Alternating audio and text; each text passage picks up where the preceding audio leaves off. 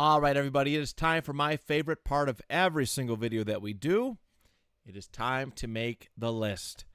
As I always encourage, please feel free to comment along, whether it's your favorite, your top 2, your top 5, whatever it may be.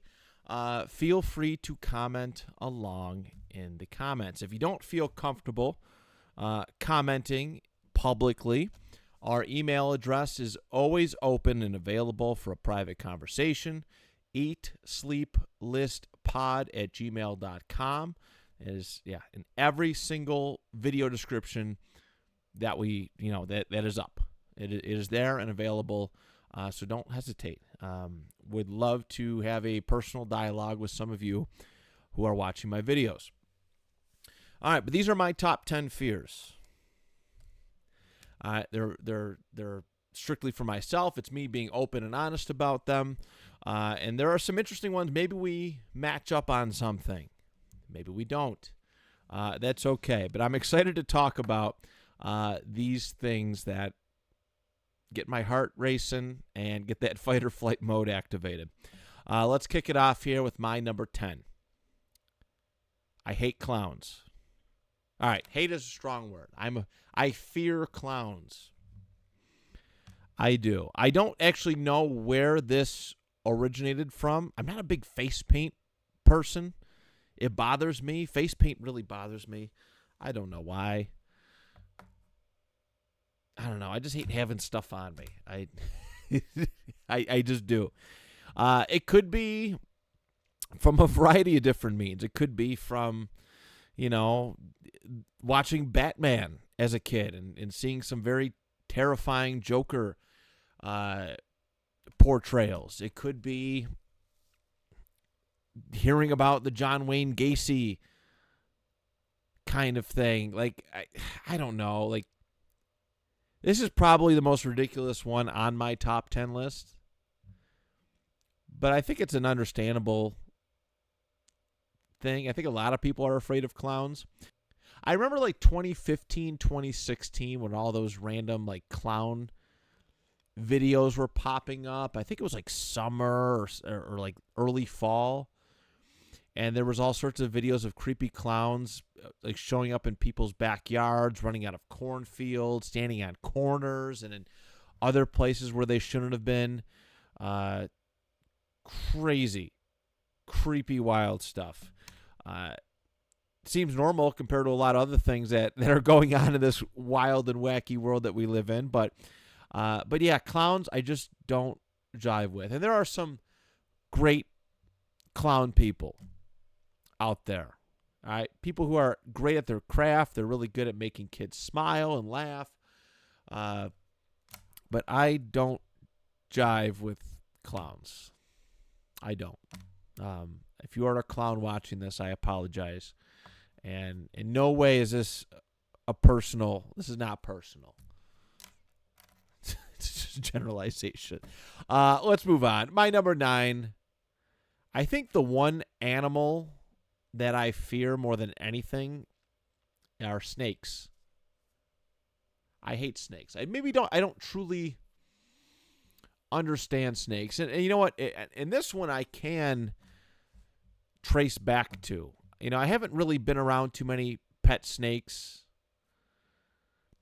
Most of my interpretation of snakes and how scary they are to me comes from years of watching them on TV, in movies, in video games. Right? Just they're always portrayed as evil more often than not. This goes back for me, good Lord, whenever I first watched that like 1970s Robin Hood cartoon from Disney,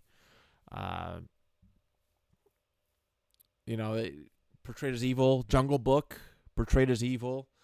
And I can name, if I really want to take the time, I could go through a litany of entertainment properties where snakes are portrayed as villains. But I've also seen like other videos, like real life videos of snakes doing stuff. I mean, snakes being snakes. I'll never forget this one where a snake swallowed a puppy, and it made the news. Like, we were watching the news in the morning, and a snake swallowed a puppy. They heard it barking inside of the snake. I go, oh, it makes me so. It made me like upset because it's like it's a puppy. It's a dog, man's best friend, and a snake ate it whole. And I've seen other stuff where snakes are, they go after humans. They wrap them up. They constrict and so on and so forth. And yes, it's their survival, their means of survival, but too much. Just I've seen too much. Literally an anaconda, going after deer and just humans, and it's just, it's so uncomfortable. And obviously there's plenty of other creatures out there to be afraid of, but snakes do not sit well with me. So that's my number 9. Number 8. This one's probably more so a lack of the fear of a lack of control. But I've been driving for so long. Like, my last 2 relationships that I've been in over the last, 3 relationships I've been in since 2010. I have been the sole driver. All right? Sole driver. So I'm so comfortable. I hate driving. I do hate driving too, but I hate being needed to drive to places where I don't want to go, basically. But what I'm getting at is that I hate being like in like a passenger in other people's cars. I hate when I'm going somewhere and I'm not the one driving. Like, if I'm going to be in a car, I want to drive. There's just so much uncertainty, I guess. And there's been a lot of times where I'm riding with somebody and I go on like a bunch of different side quests, and I cannot stand that. Like, if I got to be home at a certain time and I literally just can't. I'm trapped wherever I'm at because the person I'm with wants to do this, wants to do that. I can't deal with it. It's very, very frustrating. I remember there's been a few times where I was a passenger in somebody's vehicle, and we went to this one thing, and then they were trying to be with their significant other. And this night was dragging out, and I had so much to do, and I didn't get home till super late. And I think it was the last time I ever sat in this individual's car, if I'm not mistaken. Because I had stuff I wanted to do. I wanted to go home and go to bed. I had an early morning, and I can't do it. Can't deal with it. It's like a feeling of entrapment. So, lack of control, but driving in a car trip, driving somewhere, but not being the actual driver, sitting in the passenger seat. Do not like it. That's my number 8. Number 7. Rapid change. I like change. Change is good. Incremental change is really, really good. I think it's the best way to go about change, but a drastic change like that can be quite scary and overwhelming. Switching jobs or, a fallout with a friend or family member. I've dealt with this kind of stuff a lot of times. It's like gradually growing apart. Let's go with the friend avenue. Gradually growing apart from someone, it feels natural. It is what it is. But man, if there's something big that happens, like a big fight, a big moment that separates you from somebody, it stinks. It stinks. And it's scary and overwhelming. And sometimes your first reaction is to try and cave, some people's, to cave and make it work somehow. Figure it out. Breakups. There's a good one. Breakups. Tough, especially when you really love and care about somebody. And it just happens. Spur of the moment. You don't see it coming. You get blindsided. Getting cheated on was a rapid change many years ago. And maybe the signs were there, but it threw my life for a loop. 1 second I'm kind of comfortable. I'm doing, life is normal, going to school, wrestling, work, all that stuff, family, and then this happens. And it's overwhelming. And obviously that's a negative rapid change. There's tons of positive rapid change that can be overwhelming and tough to navigate. But I do fear like a rapid change. So like a life-altering thing, because I worked hard to protect my peace. Like I thought about this recently too, because I was looking at getting my own studio again. I had actually this room that I wanted. It was perfect. I was going to go back. It was going to be mine, because I do miss having my own space to do this, to go and hang out, to go and decompress. And the price was the right price at the wrong time. And I could have taken a shot at it. And honestly, I'm probably going to regret it long term. I probably am. But I had this opportunity to do it, and I didn't take it because it was too drastic of a change. It was something that right now I couldn't have afforded. If it happened a couple weeks prior, when overtime was bountiful at my job, then yeah, maybe I could have pulled the trigger. It was just right room, right price, wrong time. And again, I'm probably going to regret it at some point. So that's my number 7 is rapid change. Number 6, stepping out of my comfort zone. I know what I know. And this is a difficult thing for growth when you're comfortable with something. This also goes back to the rapid change thing where you have your peace.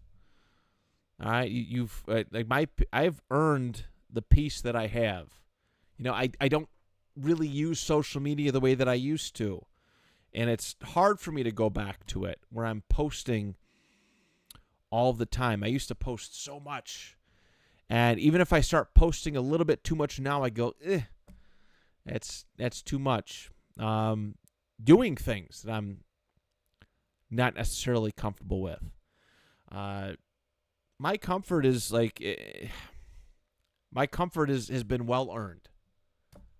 I would say my comfort has been well earned. I like where I'm at. There's obviously places where I would like to get to, spiritually, physically, financially. But stepping out of that comfort zone is it's a challenge. It is a challenge. And I think there's a lot of people like this. Taking drastic chances, all right, out of their comfort zone, doing stuff that it's great for growth, but I've consolidated so much. I've navigated through a lot of bull crap in my life to get to the point where I am at. So my comfort zone is really, it's where I want to be. So number 6, stepping out of my comfort zone. Number 5, opening up to people. I talk a lot on this show. I do. And honestly, this is probably the most talking that I do. I say a lot of things. I talk about a lot of things that are sometimes quite personal. Maybe I talk too much. Maybe I'm too open on this show. But when it comes to directly being open with people, I have a hard time. I only trust less than a handful of people with any pertinent information. I'm around a lot of information vultures, or to go back to my number 9, snakes, or people consume information. They get you to talk. They make you feel comfortable. You talk. You open up, and they tell everybody everything. I have opened up to a lot of people in my life, and more often than not, that has been thrown back in my face some way, somehow. Something I specifically said that was near and dear to my heart has been used against me. I once mentioned that I had a dream that I passed away. All right. It happened. It sucks. It's sad. It was a terrible, terrible night's sleep. And I told somebody. And how it made me feel. Because it sucked because I did it. I had this dream. And within the dream, everybody had just kind of moved on with their life. I don't know what the time period was between my imaginary passing and me as a ghost interacting with my people I loved and cared about, but it's what it was in the dream. And I told somebody this, and then they went and told other people who made jokes about it. And then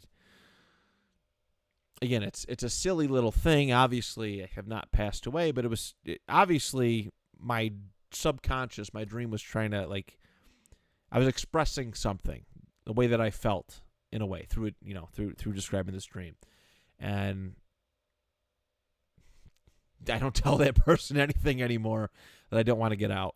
And I'm around a lot of information hawks too. So just opening up to people is not something it's something I'm afraid of, because more often than not in the past, as a bit of a trauma, it has been used against me. Number 4, socializing. It kind of bleeds into that. I guess my number 5 bleeds into my number 4, more specifically. But yeah, socializing, I fear. And not just, like, I have, again, people that I'm willing to open up to. I have good friends, good people that I have no problem socializing with. But there's a lot of people who I don't know or do not trust that I just don't want to socialize with. I'm afraid to say anything to them. I've been treated bad by a lot of people in my day. There's people who have had no problem talking to me in a certain way, in a certain negative way, and once you do that, I'm not gonna give you my time and energy. There are people who, and I used to be like a quantity over quality kind of person. I wanted to be friends with everybody. Years of experience and taking abuse, in a sense, has led me to have that tighter circle, really focus on the quality over quantity aspect of it. But I don't know. I've been this let down and hurt. There's also an aspect, too, of socializing where, like, sometimes people only hit you up when they need something from you. It's not because they love you or because they want to spend time with you. It's because they want something from you. And I have had that experience many times over. People who hit you up for a ride. They don't drive, but they only want to be around you because you can provide them with the ride, or you can create something for them or give them some kind of information. So I have a very difficult time socializing with just anybody. And I'm a tough cookie. All right, I'm pretty much, and I hate to say, like, I've gotten so conceited, but like in this nature, but like, I'm really team no new friends. It takes a lot for me to warm up to somebody, and even then, I'm still hesitant. My best friends now, a couple of them have been long term. That trust, that friendship has been well earned. And a couple of them for, the last half decade, which I guess is a pretty long time too. Trust and friendship has to be, like, it is hard fought when it comes to me. If you want to be an important part of my life, I'm going to make you work for it. And it makes me sound really difficult, but I've been burned so many times in the past. So, number 4, socializing. Number 3, I'm not a crowd person. And honestly, football games are a bit of a stretch. It depends on where I'm at. If I'm in Indianapolis watching a Colts game, I'm with my people, so I feel really good. Like, that's a good thing. If I'm in my Colts gear in Buffalo, it's a little bit of a hard time, which is rough too. But I've had a lot of bad crowd experiences. Like, I don't like concerts. I don't like concerts. I've tried to every concert that I've went to, there has been a bad experience. There's been a bad experience. I'll talk about this one. My parents will get a kick out of this because they always watch it, watch these videos. Shout out to them. But I went to a Styx concert many years ago. And my mom and dad know where this is going. I went to a Styx concert. It was massive. And I'm pretty sure it was free. It was at Art Park in Lewiston. And we got there super early. Super early. But we got there so early.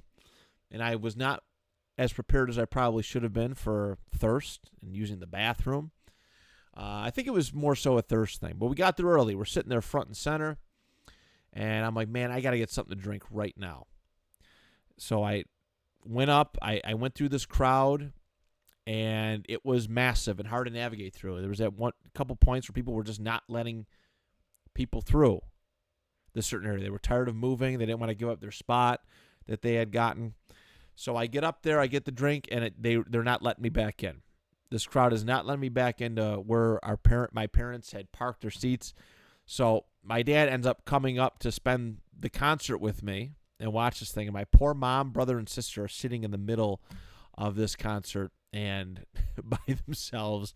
And I felt so bad. I carried like a lot of, I think that was, there was a lot of guilt with that. But I've been, like, there's other concerts too where like people are just pressing up on you and making things difficult. I've been to a lot of crap concerts and just concert experiences. And it sucks because I enjoy live music, but just other people. There are other people who will literally go there and just antagonize, and they don't care how their behaviors affect other people. Busy movie theaters. I hate going to the movie theaters now because people are rude with their cell phones and stuff. There's a crowd thing. And then lines. I hate lines too. A lot of trauma with lines. Line trauma goes back to Disney World, and even just crowd trauma, I think, goes to Disney World. Fighting with people for seats at a parade or some kind of show. Hate it. I hate like this idea that I have to sit early to get ready for this parade and pushing and shoving with people who are trying to navigate, and it's just like there's all sorts of fighting. It's like, oh my God, it's a parade. Can we just enjoy this thing? I don't know. I thank my mom and dad for the fight, for the good fight to get the best seats and all that stuff, but there was just so much bullshit that went in with it. So it's a big fear thing for me. So that's my number 3. My number 2, an aspect of the crowd thing, but of that conflict. And the comfort zone thing, like I earned my peace. I earned it. It's been well earned. I don't like to fight with people. I don't. If you're going to be like just a shit human being, just go ahead. I'm not going to fight you.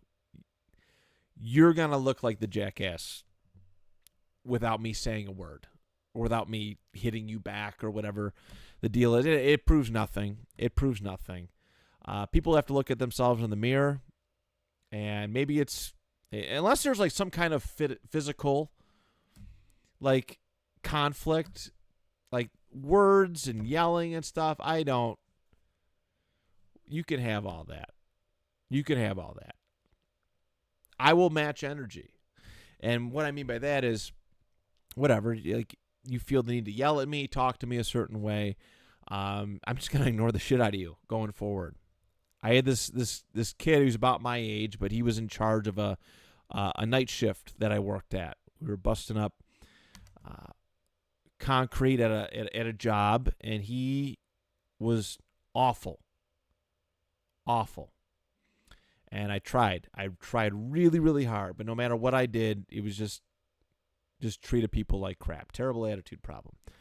And now if I see him in public, I just ignore him. He tries to say hi, I just ignore him. I'm not going to reward people who treat me bad with my attention and focus and energy. And, you know, it takes back to a lot of people from high school who I can't stand. I see them in public. I remember. And maybe it's something that I should let go of, should move on from. Probably some of it I definitely should, but like there's a lot of people who made my life hell, and I just do not give them the time and energy. I never fought, never fist fighted. I'm not one with, arguing with people. It's just not my style. There's also been like times too where I fought back a little bit, like with actions and words. Like I'll tell it's kind of funny in hindsight, but like I have these cousins. I won't do their names, but there was a point probably 15 years ago where we were, actually probably longer than that, 20 years ago, where we were reacclimating. It was another side of my mom's family. And the kids, who I love dearly now, but I was probably 15. They were probably 9, 10, 11. But every time we went to these family gatherings, I was super uncomfortable because they would just harass me. I could never enjoy myself. I was going through puberty in a sense. So I was developing hair on my chest and on my body. And my nickname with these adorable cousins who I love and care about was Hairy Nipples. And I was like, it just wouldn't stop. It wouldn't stop. So with some encouragement from my dad, I dunked one of their heads in the pool. And they cried. And everyone's like, why would you do that? Nobody said anything to the kids. Nobody controlled their kids. But when I like fought back, this was my way of fighting back. I kind of got like in trouble, and I left. Like me and my dad left this specific party because I'm just like, I legitimately can't enjoy myself. So we left, and we were made out to be the bad guys. Conflict is just not worth it. Every time I fight back, I just get yelled at even worse. There's nothing I can do. It's if I respond, if I